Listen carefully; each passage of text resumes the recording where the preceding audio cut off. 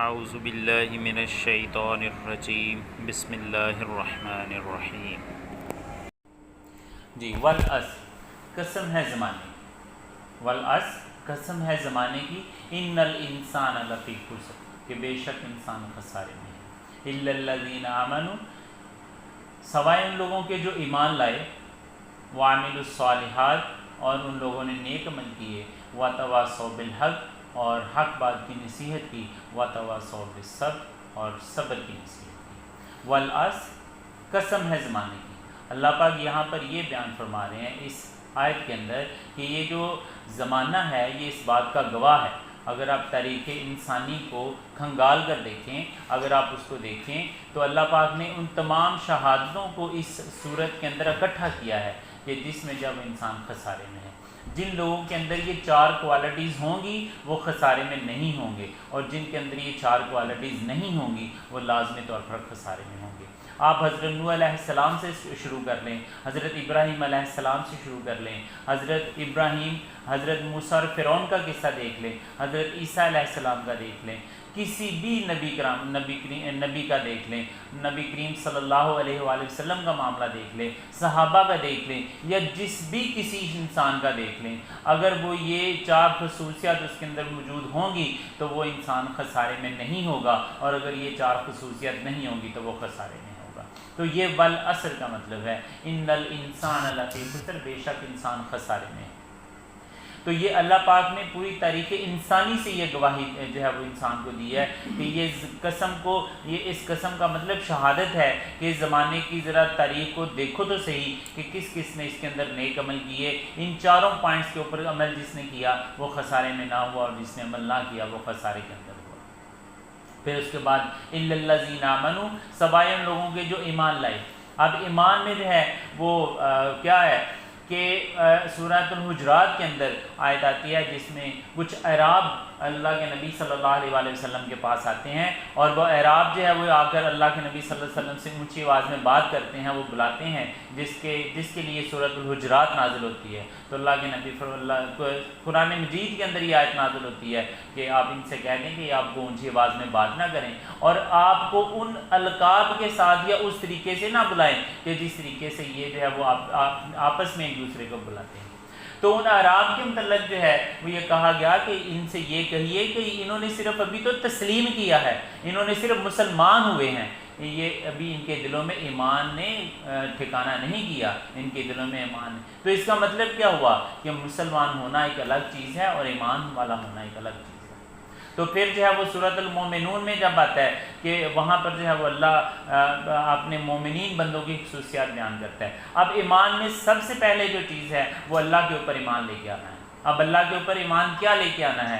اللہ کے اوپر ایمان یہ لے کے آنا ہے کہ وہ ہمارا وحدہ لا شریک، وہ ہمارا خدائے واحد، ہمارا الہ واحد ہے، وہ ہمارا، ہم نے کیا کرنا ہے؟ اس کی بندگی کرنی ہے، اس کی اتباع کرنی ہے، ہم نے اس کے علاوہ کسی اور کو الہ ماننا ہی نہیں ہے۔ یہ اس الہ کا مطلب ہے، ہم نے اللہ پر ایمان لے کے آنا ہے، ہم نے اس کے رسول پر ایمان لے کے آنا ہے، ہم نے اللہ کے نبی صلی اللہ علیہ وآلہ وسلم کو آخری نبی تسلیم کرتے ہوئے ان کی ہر ایک بات کی اتباع کرنی ہے، ان کے نقش قدم پر چلنے کی پوری کوشش کرنی ہے، ان کے ساتھ جتنے بھی دوسرے انبیاء کرام ہیں ان کو ہم نے ماننا ہے۔ تو یہ اس کا مطلب ہے کہ یہ ایمان کا دوسرا جز ہے۔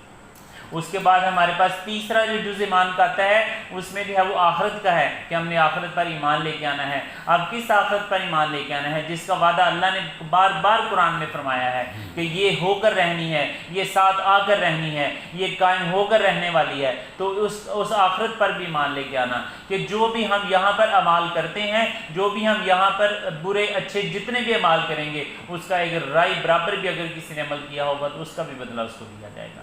اللہ کے نبی صلی اللہ علیہ وآلہ وسلم کی حدیث پاک ہے جس میں اللہ کے نبی صلی اللہ علیہ وآلہ وسلم فرماتے ہیں کہ اگر کسی ایک بکری نے دوسری بکری کا سینگ بھی توڑا ہوگا تو اس کا بھی بدلہ اس کو دیا جائے گا۔ اگر جو ہے وہ ایک چھوٹی سے چھوٹی بات کا بھی بدلہ جو ہے وہ دیا جائے گا۔ اللہ کے نبی صلی اللہ علیہ وسلم کا فرمان عالی شان ہے کہ اگر ایک آدمی قیامت والے دن جائے گا، ایک بہت بڑا نیکیوں کا پہاڑ اس کے سامنے کھڑا ہوگا، وہ کہے گا اللہ پاک میں نے تو یہ نیکیاں کی نہیں ہیں، تو فرمایا جائے گا یہ وہی نیکیاں جو چھوٹی چھوٹی نیکیاں جو تم کرتے ہیں۔ اسی طرح سے برائیوں کا ایک بہت بڑا پہاڑ ایک شخص کے سامنے کھڑا ہوگا اور وہ کہے گا یہ کون سی برائیاں ہیں، تو کہا جائے گا کہ وہ چھوٹی چھوٹی برائیاں ہیں جن کو تم برائیاں سمجھتے نہیں تھے۔ تو مطلب یہ کہ آخرت کے اندر جو ہے وہ آپ کو آپ کے ہر عمل کا بدلہ دیا جائے گا، چاہے چھوٹی سے چھوٹے عمل ہوگا چاہے بڑے سے بڑا عمل ہوگا۔ تو یہ جب ان چیزوں کے اوپر ہم ان اللہ کی کتابوں پر ایمان، اللہ کے فرشتوں پر ایمان، یعنی کہ وہ چیزیں جو ہمیں نظر بھی نہیں آتی، غیب السماوات والارض، یعنی کہ غائب کی جو چیزیں ہیں ان پر بھی ایمان لے کر آنا ہے، تو یہ ہمارے ایمان کی جزء ہیں۔ جب ہمارا ایمان مکمل ہو جائے گا اس کے بعد پھر ہماری عمل صالح کی بات آئے گی۔ اب یہ ایمان کے بعد جس شخص کا ایمان پختہ ہوگا پھر وہ اعمال صالح کی طرف آئے گا۔ اب اعمال صالح کیا ہیں؟ اب اعمال صالح جو ہے وہ یہ ہے کہ اللہ کے نبی صلی اللہ علیہ وسلم کی حدیث پاک ہے، خیر الناس من ینفع الناس، تم میں سے بہترین لوگوں میں سے بہترین وہ ہے جو دوسروں کو نفع دیتا ہے، جو دوسروں کے متعلق سوچتا ہے، جس نے کبھی اپنے نفع کی بات نہیں کی، جو دوسروں کے نفع کے متعلق بات کرتا ہے۔ اللہ کے نبی صلی اللہ علیہ وسلم کی ایک اسی طرح سے ایک اور حدیث ہے کہ وہ تم میں سے مسلمان وہ ہے جس کے ہاتھ اور زبان سے دوسرے مسلمان محفوظ رہیں۔ اب یہ ہے عمل صالح کہ آپ کی نہ تو ہاتھ سے کسی مسلمان کو تکلیف پہنچے، کسی انسان کو تکلیف پہنچے، اور نہ آپ کی زبان سے کسی دوسرے مسلمان کو تکلیف پہنچے، کہ آپ کی زبان سے بھی سارے ایسے الفاظ ہوں جو دوسروں پر مرہم رکھنے والے ہوں، جو دوسروں کی بات کو، جو دوسروں کے دل میں اترنے والے ہوں، جو دوسرے کی تسلی والے ہوں، جو دوسروں کی مرہم کے لیے۔ اور اسی طرح سے آپ کے جو افعال ہیں ان سے بھی جو ہے وہ ایسی جھلک نظر آئے کہ جس کے ذریعے سے آپ جو ہے وہ دوسرے آپ سے فائدہ اٹھائیں۔ اللہ کے نبی صلی اللہ علیہ وسلم جب 40 برس کے عبد القادر بھائی ہوئے تو تب انہوں نے نبوت کا اعلان کیا، لیکن اس سے پہلے کی جو ان کی زندگی تھی وہ ساری کی ساری اعمال صالح سے بھری ہوئی تھی۔ لوگ جو ہے وہ ان کو نبوت سے پہلے بھی ان کو صادق اور امین فرمایا کرتے تھے۔ جب ابو سفیان جب اللہ کے نبی صلی اللہ علیہ وسلم نے دعویٰ کیا، نبوت کا دعویٰ کیا، تو کیسر روم نے ابو سفیان کو اپنے دربار میں بلا کر پوچھا، اس سے پوچھا کہ وہ کیسا ہے نبی، وہ آدمی کیسا ہے جو نبوت کا دعویٰ کرتا ہے، کیا اس نے کبھی جھوٹ بولا ہے؟ انہوں نے کہا میں نے کبھی اس کو جھوٹ بولتے ہوئے نہیں سنا، وہ تو صادق ہے۔ پھر اس نے پوچھا کہ کیا وہ لوگوں کی امانتوں کا کیسے خیال رکھتا ہے؟ وہ کہتا ہے کہ سارے مکے کے لوگ جو ہے وہ امانتیں اس کے پاس رکھتے ہیں، وہ تو امین ہے۔ کیا اس نے پوچھا کیا وہ کسی پر ظلم کرنے والا ہے؟ وہ غریبوں کے ساتھ اس کا معاملہ کیسا ہے؟ اس نے کہا وہ غریبوں پر ظلم نہیں کرتا، وہ تو غریبوں کا پشتیبان ہے، وہ تو غریبوں کی بات کرنے والا ہے۔ تو یہ ہے وہ اعمال صالحہ کہ جس میں آپ زندگی جب گزارتے ہیں تو آپ کے ہر عمل سے، آپ کے ہر ایک فعل سے آپ وہ نیکی کی، اچھائی کی جھلک نظر آنی چاہیے۔ یہ اعمال صالح ہیں۔ تو جو شخص اللہ پر پکا ایمان رکھتا ہے، اللہ کے ہر کام کو اپنے ہر کام کو اللہ سے ڈر کے کرتا ہے، اللہ کے خوف سے کرتا ہے، پرہیزگاری سے کرتا ہے، اللہ سے ڈر کے کرتا ہے، تو وہ اس کے اعمال صالح بن جاتے ہیں۔ پھر اس کے بعد اسی طرح سے جو شخص اللہ پر ایمان لے کر آ جاتا ہے، پھر اس کے بعد وہ اعمال صالح کے درجے پر پہنچ جاتا ہے، پھر اس کو یہ حکم دیا جاتا ہے کہ اب تم نے اپنے اوپر تو نافذ کر لیا یہ ایمان کو، اپنے آپ کے اوپر تم نے اپنے آپ کو ایمان کی کیفیت کو نافذ کر لیا ہے، اب تم اٹھو اللہ کے دین کی خاطر۔ تو آپ جو ہے وہ ذرا انبیاء کرام کی زندگی کو ذرا دیکھیں، کہاں سے کہاں۔ جب نوح علیہ السلام جو ہے وہ 950 سال تبلیغ کرتے ہیں، حضرت ابراہیم علیہ السلام اپنے باپ کو جو ہے وہ بتوں کی پوجا کرنے سے روکتے ہیں، اپنی قوم کو بتوں کی پوجا کرنے سے روکتے ہیں۔ حضرت موسیٰ علیہ السلام فرعون کے خلاف ڈٹ کر کھڑے ہو جاتے ہیں۔ پھر اسی طرح سے حضرت محمد صلی اللہ علیہ وسلم مکے کے لوگوں کے خلاف اللہ کے دین کی سربلندی کے لیے، حق بات کی نصیحت کرنے کے لیے، حق بات کو بیان کرنے کے لیے ڈٹ کر کھڑے ہو جاتے ہیں۔ کون سی ایسی مشکلات تھیں جو ان انبیاء کرام نے نہیں دیکھی؟ کیا ہمارے اوپر وہ مشکلات آئی ہیں؟ ہمارے اوپر وہ مسائل کا ہم شکار ہوئے ہیں؟ عتبہ بن ربیعہ اور شیبہ بن ربیعہ جو مکے کے دو بہت بڑے سردار تھے، وہ اللہ کے نبی صلی اللہ علیہ وسلم کے پاس جاتے ہیں اور ان سے کہتے ہیں کہ اے محمد، اگر تمہیں کسی خوبصورت عورت سے شادی کرنی ہے ہم تمہاری اس سے شادی کر دیتے ہیں، اگر تم چاہتے ہو کہ تمہیں مال و دولت دے دیں تو جو ہے وہ ہم تمہیں مال و دولت دے دیتے ہیں، پورے عرب کا سب سے بڑا جو ہے وہ مالدار شخص بنا دیتے ہیں، اگر تم چاہتے ہو کہ ہم تمہیں عرب کا بادشاہ بنا دیں تو ان کو کہتے ہیں کہ ہم تمہیں عرب کا بادشاہ بھی بنا دیتے ہیں، لیکن تم اللہ کے دین کی تبلیغ سے باز آ جاؤ، اللہ کے دین کی سربلندی کی بات کرنے سے باز آ جاؤ، یہ جو بت ہے ان کی پوجا کرنے سے میں باز کرنے سے باز آ جاؤ، اس دین حق سے باز آ جاؤ۔ تو تو اللہ کے نبی صلی اللہ علیہ وسلم فرماتے ہیں پھر ان کے سامنے کچھ آیات تلاوت فرماتے ہیں، تو عتبہ اور شیبہ پر ایسا اثر ہوتا ہے، وہ جاتے ہیں اٹھ کر کھڑے ہو کر چلے جاتے ہیں جلدی سے، اور جب وہ اپنی محفل میں دوبارہ واپس جاتے ہیں تو کہتے ہیں اس نے جو آیات ہمیں سنائی تھی، اس نے جو قرآن ہمیں سنایا تھا، اس کا اثر ایسا تھا، اس کی تاثیر ایسی تھی، وہ ہمارے دل پہ اثر کرنا شروع ہو گیا تھا، اور اگر ہم تھوڑی دیر بعد اور بیٹھ جاتے تو کیا بات ہے، ہم بھی اس پر ایمان لے آتے۔ تو اللہ کے نبی صلی اللہ علیہ وسلم نے حق بات کی نصیحت کرنے کو، حق بات کو بیان کرنے سے پیچھے نہیں ہٹے۔ پھر اسی طرح سے وہی جو مکے کے سردار تھے وہ ابو طالب کے پاس جاتے ہیں، کہتے ہیں کہ ابو طالب اپنے بھتیجے کو باز کریے، اپنے بھتیجے کو باز کریے، یہ ہمارے بتوں کے متعلق اس طرح کی باتیں کرتا ہے۔ جب ابو طالب جو ہے وہ اس سے کہتے ہیں، اللہ کے نبی صلی اللہ علیہ وسلم سے کہتے ہیں، تو اللہ کے نبی صلی اللہ علیہ وسلم کیا فرماتے ہیں؟ کہتے ہیں کہ چچا اگر یہ میرے دائیں ہاتھ میں سورج اور میرے بائیں ہاتھ پر چاند بھی رکھ دے تو میں پھر بھی اللہ کی تبلیغ سے باز نہیں آؤں گا، میں وہ فریضہ کر کے رہوں گا، میں وہ بات کر کے رہوں گا جو اللہ نے میرے ذمہ لگائی ہے۔ تو یہ ہے وہ حق بات کی نصیحت، یہ ہے وہ حق بات کی نصیحت جو ہم نے کرنی ہے، جو اگر ہم اس کو اپنی زندگی میں نافذ کرتے ہیں تو آج ہم کیا کرتے ہیں، آج ہمارے معاشرے کے اندر جب بھی کوئی کسی کا ساتھ انصاف کی بات کرنی ہوتی ہے، جب کسی غریب کی بات کرنی ہوتی ہے، ہم چپ کر کے سائڈ کر کے چلے جاتے ہیں، ہم اس کی بات کرنے کا ڈٹ کر اس کے خلاف، ظالم کے خلاف کھڑے ہونے کی بات نہیں کرتے۔ آج جو ہے وہ ہمیں ڈر آتا ہے، ہم کہتے ہیں ایجنسیوں کے لوگ آ جائیں گے، ہم کہتے ہیں ہمیں سولی چڑھا دیں گے، ہمیں پھانسی لگا دیں گے، ہمیں یہ کر دیں گے، ہمیں وہ کر دیں گے، لیکن کیا ہوگا؟ کچھ بھی نہیں ہوگا۔ صرف اللہ کی بات کرنی ہے، ڈٹ کے کھڑے ہونا ہے، حق کے لیے ڈٹ کے کھڑے ہونا ہے، اور جب حق کے لیے ڈٹ کر کھڑے ہونا ہے تو پھر اس کے بعد کیا ہوگا؟ پھر اگلا چوتھا مرحلہ آئے گا۔ اب وہ چوتھا مرحلہ ہے جب وہ اس سے بھی زیادہ کٹھن ہوگا۔ وہ کون سا معاملہ کٹھن ہوگا؟ اب انبیاء کرام کی زندگی کا میں بار بار تذکرہ کر رہا ہوں کیونکہ یہ چاروں اعمال انبیاء کرام نے کر کے دکھائے۔ حضرت ابراہیم علیہ السلام کی زندگی، حضرت نوح علیہ السلام کی زندگی سے دیکھیں، ایک سائڈ پہ پانی کے اندر بیٹا جو ہے وہ غرق ہو رہا ہے، ایک سائڈ پہ بیوی غرق ہو رہی ہے، لیکن اس کے لیے دعا کرنے کا دل بھی کر رہا ہے، لیکن اللہ نے منع فرما دیتے ہیں۔ کیا وہ صبر نہیں تھا؟ کیا وہ حضرت ابراہیم علیہ السلام جب حضرت اسماعیل علیہ السلام کو چھوڑ کر آتے ہیں جنگل بیابان میں، جب اس کے اپنے بیٹے کے گلے پر چھری چلاتے ہیں، تو کیا وہ صبر نہیں تھا؟ کیا اللہ کے امتحانات میں سے وہ صبر نہیں تھا؟ کیا اللہ کے نبی صلی اللہ علیہ وآلہ وسلم جب غزوہ بدر کے اندر جب وہ پوری رات رو رو کر دعائیں مانگتے رہتے ہیں، جب 313 صحابہ کے ساتھ 1000 لشکر کا مقابلہ کرتے ہیں، کیا وہ صبر نہیں تھا؟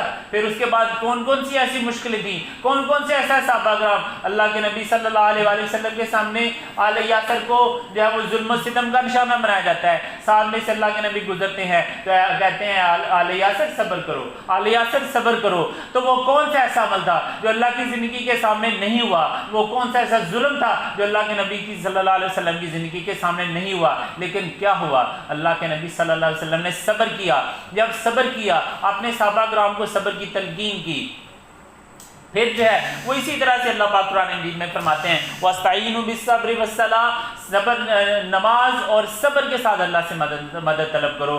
جب بھی آپ کے اوپر کوئی مشکل آ جاتی ہے تو آپ جو ہے وہ کیا کرتے؟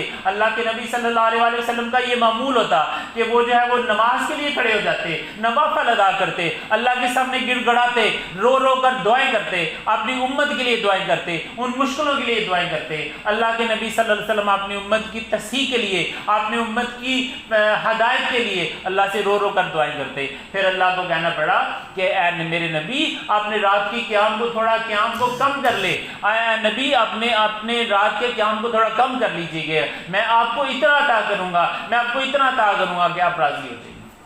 تو یہ وہ تمام اعمال تھے جو ہے وہ ہمارے اوپر کیا ہے، ہمیں ذرا سی تکلیف آ جاتی ہے، ذرا سی پرابلم آ جاتی ہے، ذرا سا مسئلہ ہو جاتا ہے تو ہم اللہ کے اوپر شکوے کرنا شروع کر دیتے ہیں۔ سورہ فجر میں اللہ پاک اس کیفیت کو بیان کرتے ہیں، کہتے ہیں جب ہم اس کو تھوڑا سا تنگ کر دیتے ہیں تو یہ کہتے ہیں اللہ نے مجھے ذلیل کر دیا ہے، ربی احانن، میرے رب نے مجھے ذلیل کر دیا ہے۔ تو اللہ پاک فرماتے ہیں کہ تمہارے اوپر جو بھی مشکلیں آتی ہیں، جو بھی مسائل آتے ہیں، جو بھی پرابلمز آتی ہیں، وہ ساری کی ساری تمہارے اپنے اعمال کی وجہ سے آتی ہیں، میں اللہ کسی کے اوپر ظلم نہیں کرتا۔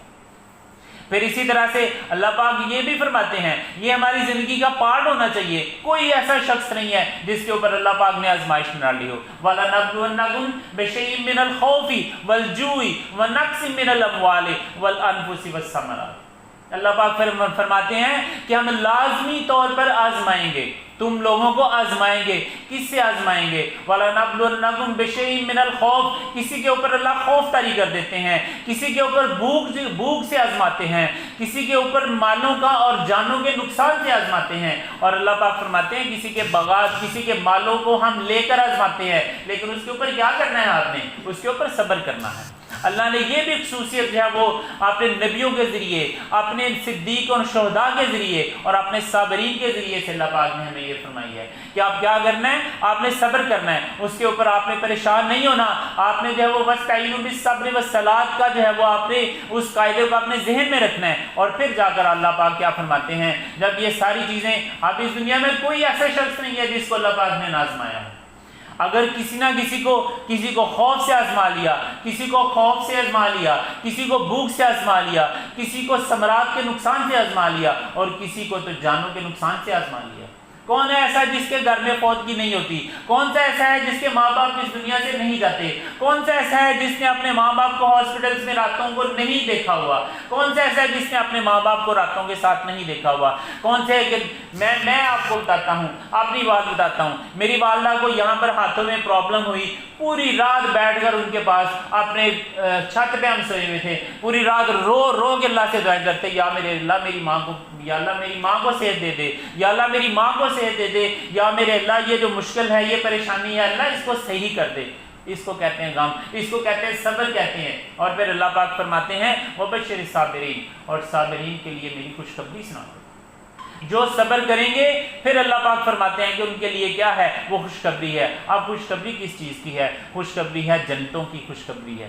اللہ پاک فرماتے ہیں اصحاب الجنت هم الفائزون, کہ جو صحاب جنت ہے وہی فائز ہونے والے ہیں, وہی کامیاب ہونے والے ہیں. اور اگر یہ چار اعمال انسان اپنے اندر پیدا کر لے گا, اللہ کے اوپر کامل ایمان لے آئے گا, اس کے نبی پر ایمان لے آئے گا, عمل صالح کرے گا, جیسے میرے نبی نے فرما دیا, میرے نبی کی اتباع کرے گا, میرے نبی کی اطاعت کرے گا, پھر اس کے بعد جو ہے وہ وَتَوَاصَوْا بِالْحَقِّ, اور اگر حق بات کی نصیحت کرے گا اور ڈٹ کے کھڑا ہوگا, حق کے میدان میں کھڑا ہوگا, دعوت دین کے میدان میں کھڑا ہوگا, اقامت دین کی تحریک کے ساتھ ڈٹ کے کھڑا ہوگا, بغیر کسی خوف کے, بغیر کسی مشکل کے, اور صبر کے ساتھ ڈٹ کے کھڑا ہوگا. اور اگر مشکل آ جائے گی تو بھاگے گا نہیں, وہاں سے ڈٹ کے کھڑا ہوگا, اور اس کے بعد صبر کی تلقین دوسروں کو بھی کرے گا اور خود بھی صبر کرے گا. تو پھر اللہ پاک فرماتے ہیں وَبَشِّرِ الصَّابِرِينَ, اور پھر صابرین کے لیے خوشخبری ہے. تو اللہ سے دعا ہے کہ اللہ پاک جو ہے وہ سورۃ العصر میں اللہ پاک نے جو پیغام دینے کی کوشش کی ہے,